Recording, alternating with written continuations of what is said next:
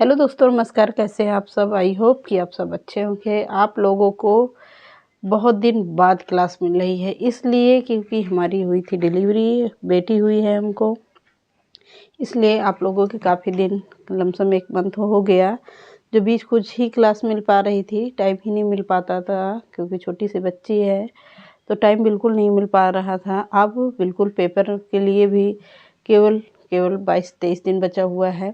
13-14 को पेपर है, 13-14 मई को है।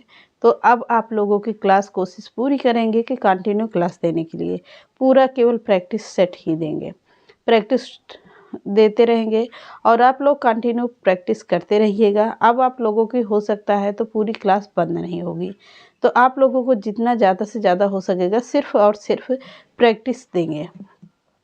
आप लोगों को यूथ की भी प्रैक्टिस देंगे। जितने भी प्रश्न जहाँ जहाँ से जैसे जैसे पूछते हैं, बिल्कुल वही प्रश्न उठा के देंगे। आलतू फालतू की कोई चीज़ें आप लोगों को नहीं पढ़ाएंगे, क्योंकि टाइम बिल्कुल नहीं है। आलतू फालतू जगह पे जाने का कोई टाइम ही नहीं है। जितना ज़्यादा से हो सके केवल प्रैक्टिस करिए। यूथ का लीजिए, जितनी भी प्रैक्टिस होती हैं हिंदी में टीजीटी पीजीटी के लिए, तो आप लोग पूरे प्रैक्टिस कर डालिए अच्छे से, और अच्छे से उसको पढ़ डालिए। क्योंकि टाइम ज़्यादा तो है नहीं, सिर्फ 22-23 दिन कुछ भी मायने नहीं रखता हम लोगों के लिए। पेपर बड़ा है, टाइम बड़ा है, टाइम कम है, तो इसलिए आप लोग लगातार लगे रहिएगा। तो चलिए आज के सेशन का पहला प्रश्न देखते हैं। बहुत ही ज़बरदस्त प्रश्नों के साथ शुरुआत करते हैं। प्रश्न है, संक्रांति काल किसे कहा गया है? तो संक्रांति काल किसे कहा गया है? तो आप लोग 1 लाइनर प्रश्न होगा, फालतू का टाइम नहीं लेंगे। कोशिश करेंगे कि आप लोगों को ज़्यादा से ज़्यादा सिर्फ और सिर्फ प्रैक्टिस दें। संक्रांति काल किसे कहा गया है? तो रीतिकाल के अंतिम चरण सन 1843 ईस्वी और भारतेंदु के आगमन सन 1864 ईस्वी के बीच 25 वर्ष के समय को संक्रांति काल कहा गया है। कब के? 25 वर्षों के बीच वर्ष के समय को संक्रांति काल कहा गया है। अगला प्रश्न है, अगला पॉइंट है, ब्रज भाषा गद्य का सबसे प्राचीन नमूना किस ग्रंथ में मिलता है? तो ब्रज भाषा गद्य का सबसे प्राचीन नमूना किस ग्रंथ में मिलता है? तो ब्रज भाषा गद्य का सबसे प्राचीन नमूना 14वीं सदी के लगभग गोरखसार नामक ग्रंथ में मिलता है। किसमें?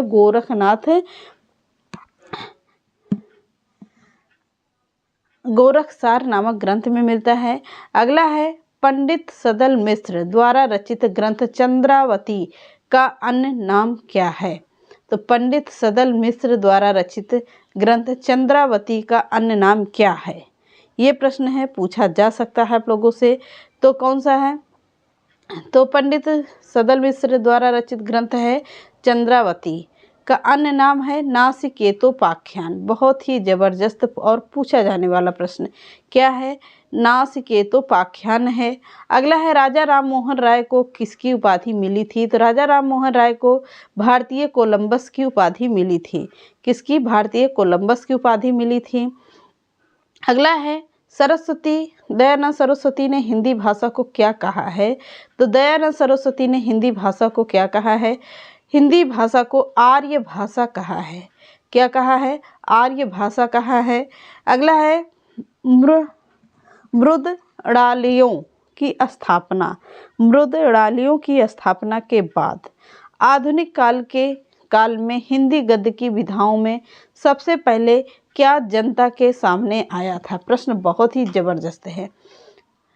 मृदड़ालियों की स्थापना के बाद आधुनिक काल में हिंदी गद्य की विधाओं में सबसे पहले क्या जनता के सामने आया था? तो क्या आया था? आधुनिक काल में हिंदी गद्य की विधाओं में सबसे पहले निबंध जनता के सामने आया था। क्या आया था? निबंध सबसे पहले जनता के सामने आया था। अब 7वां नंबर प्रश्न है, हिंदी गद्य के आविर्भाव काल के कुछ ही वर्षों में हिंदी का विरोध आरंभ हुआ था। इसके भी हिंदी विरोधी कौन थे? तो इसके हिंदी विरोधी कौन थे? हिंदी का विरोध करने वाले गारसादा तासी थे। कौन? गारसादा तासी थे, जो हिंदी के विरोधी माने जाते हैं।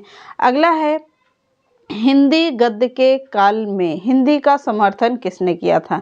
तो हिंदी गद्य के काल में हिंदी का समर्थन किसने किया था? हिंदी का समर्थन करने वाले थे फ्रेडरिक पिकार्ट ने किया था। किसने? फ्रेडरिक पिकार्ट ने किया था। अगला है, राजा शिव प्रसाद सितारे हिंद ने किस परंपरा का शुभारंभ किया था? तो राजा शिव प्रसाद सितारे हिंद ने किस परंपरा का शुभारंभ किया था? तो राजा शिव प्रसाद सितारे हिंद ने का, खा, गा, जा, फा 5 अरबी फारसी ध्वनि चिन्हों में हिंदी बिंदी नुकला जिसको कहते हैं, नुक्ता जिसको कहते हैं, नुकला लगाने की परंपरा का शुभारंभ किया था। किसका? नुकला, यानी नुक्ता जो बिंदी, कोई भी अक्षर लिखी नीचे बिंदी रख दिया जाता है। जैसे जा ही लिखा है तो जा पे यहाँ पर जो बिंदी रखी जाती है उसको क्या कहते हैं? नुक्ता कहते हैं। तो शुद्ध में क्या होगा? नुकला कहा गया है।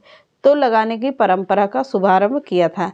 अगला प्रश्न है, मुंशी प्रेमचंद्र के साहित्य में किसकी शैली का स्पष्ट प्रभाव है? तो मुंशी प्रेमचंद्र के साहित्य में किसकी शैली का स्पष्ट प्रभाव है? तो राजा शिव प्रसाद सितारे हिंद की शैली का सबसे अधिक प्रभाव पड़ता है। किसमें? मुंशी प्रेमचंद्र के साहित्य में। अगला प्रश्न है, राजा लक्ष्मण सिंह की शैली का प्रभाव किसके साहित्य में है? तो राजा लक्ष्मण सिंह के शैली का प्रभाव किसके साहित्य में मिलता है? तो राजा लक्ष्मण सिंह की शैली का प्रभाव दयानंद सरस्वती के साहित्य में पड़ता है। किसके? स्वामी दयानंद सरस्वती के। अगला है, साहित्य में उर्दू व हिंदी का समर्थन कौन किए थे? तो साहित्य में उर्दू व हिंदी के समर्थक कौन थे? तो कौन होंगे? राजा शिव प्रसाद सितारे हिंद। और कौन थे? राजा लक्ष्मण सिंह। 2 ऐसे राइटर थे जो साहित्य में राजा शिव प्रसाद सितारे हिंद थे और राजा लक्ष्मण सिंह संस्कृत निष्ठ हिंदी के समर्थक थे। यानी संस्कृत से रचित जो भी हिंदी की रचनाएं हुआ करती थे उसके समर्थक ये दोनों लोग थे। अगला पॉइंट है, हिंदी क्षेत्र में पुनर्जागरण की पहली सशक्त साहित्यिक अभिव्यक्ति किसने व्यक्तित्व में मिलती है? तो किसके व्यक्तित्व में मिलती है? फिर से देखिएगा, हिंदी क्षेत्र में पुनर्जागरण की पहली सशक्त साहित्यिक अभिव्यक्ति किसके व्यक्तित्व में मिलती है? तो किसके व्यक्तित्व में मिलती है? ये प्रश्न किसके व्यक्तित्व में मिलती है? तो कह रहा है पुनर्जागरण की पहली सशक्त साहित्यिक अभिव्यक्ति भारतेंदु हरिश्चंद्र के व्यक्तित्व में मिलती है। किसके? भारतेंदु हरिश्चंद्र के व्यक्तित्व में मिलती है। अगला है, तदीय समाज 1873 के संस्थापक कौन हैं? तो तदीय समाज 1873 के संस्थापक हैं कौन है? तो भारतेंदु बाबू हरिश्चंद्र को माना जाता है। किसको? भारतेंदु बाबू हरिश्चंद्र को माना जाता है। अगला प्रश्न है, भारतेंदु का सर्वाधिक महत्वपूर्ण नाटक कौन सा है? तो जो जनता की विवेकहीनता का रूप प्रदर्शित करता है। प्रश्न थोड़ा लंबा है तो कोई बात नहीं। भारतेंदु का सर्वाधिक महत्वपूर्ण नाटक कौन सा है जो सत्ता की विवेकहीनता का रूप प्रदर्शित करता है? तो वह कौन सा नाटक है जो भारतेंदु का है? तो भारतेंदु का सर्वाधिक महत्वपूर्ण नाटक है अंधेर नगरी, जो सत्ता की विवेकहीनता का रूप प्रदर्शित करता है। कौन सा? अंधेर नगरी है। अगला पॉइंट है, भारतेंदु को हिंदी में साहित्यिक लेखन की प्रेरणा किस से प्राप्त हुई है? तो किससे प्राप्त हुई है? तो हिंदी में साहित्य लेखन की बंगला साहित्य के रूप में है। कौन सा? बंगला साहित्य की है, पूर्ववर्ती साहित्यकारों से प्राप्त होती है। प्रश्न ये कह रहा है। अगला प्रश्न है, भारतेंदु की राजभक्ति परक कविता कौन सी है? तो भारतेंदु की राजपरक भक्ति कविता कौन सी है? तो भारत शिक्षा है। क्या है? भारत शिक्षा। अगला है, भारतेंदु द्वारा रचित विशेष विस्मौसधम में किसका चित्रण किया गया है?